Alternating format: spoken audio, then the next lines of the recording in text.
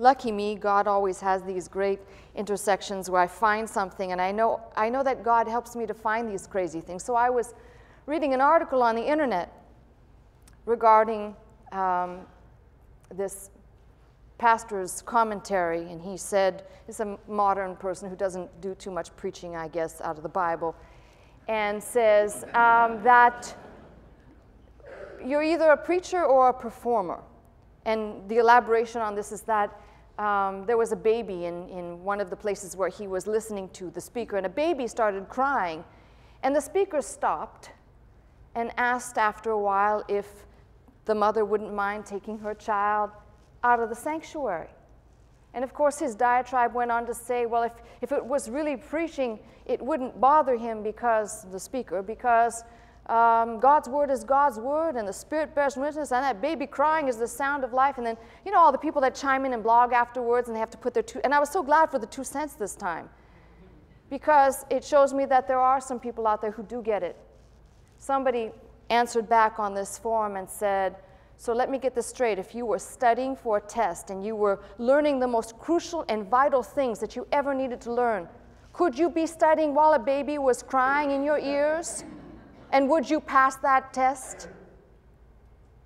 And I just thought, you know, thank God there's a few people with sanity left, which is why, for the benefit of those people who come or who are wanting to come, the kids must be 12 to get in the sanctuary.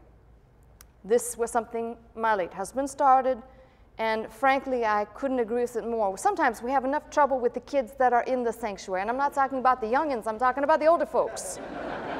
We have enough trouble with some of you that want to fidget and move around. But in my opinion, we're handling the things of God, and no, it's not my opinion. I don't read anywhere except where Jesus makes the illustration, except you become as one of these. And by the way, he doesn't say, and this kid was crying. Except you become as one of these, you cannot enter the kingdom. This is the manner and method, but nothing else is said. And I'm sure that if you want to go back to Sinai, and maybe perhaps while Moses is telling the congregation, there may have been a couple of babies crying. There probably was also some thunderings from God at the same time. So if you're wanting to come or you have children, we have a daycare for the kids while the church is going on.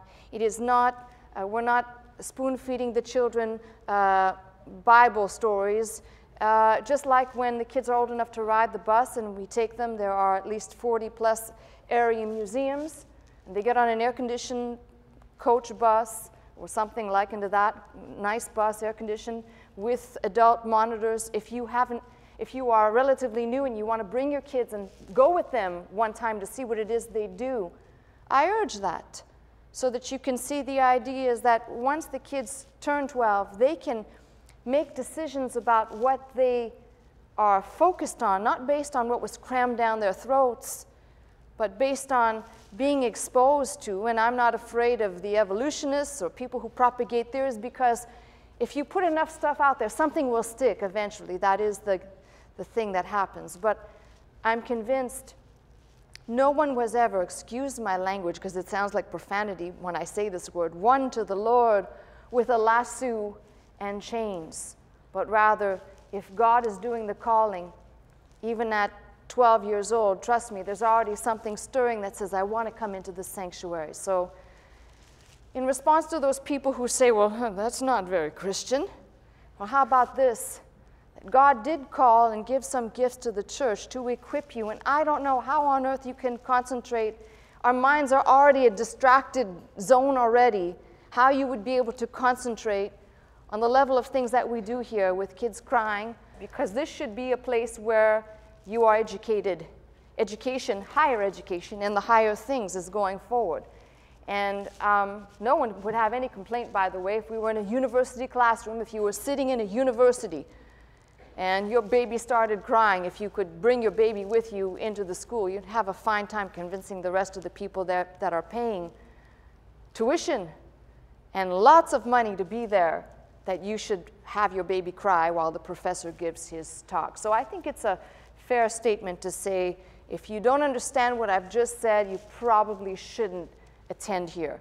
But if you do, it's because you're coming here to learn, and I welcome you here for that reason.